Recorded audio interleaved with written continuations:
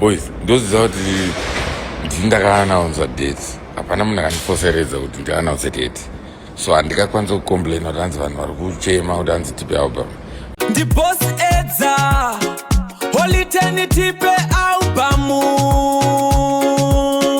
tokuitira wepajozaire wekukubudisira chipamu kana kukurova neshamu ndasuwa mapanzura hoyo ndamirira ngoma mujaya hoyo Zimbabwe yese yasuwa kuti hoyo.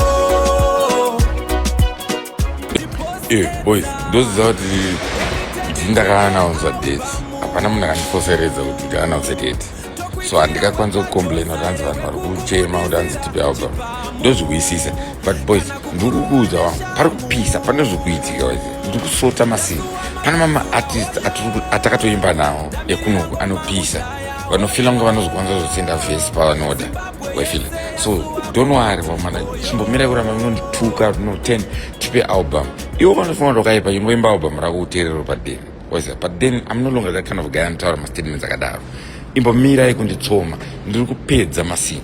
Ndinoburitsa. I will tell you 10. Hamusiri munonzi 10, but I will tell you. Vakumana mangwana na 10. Please. Come on.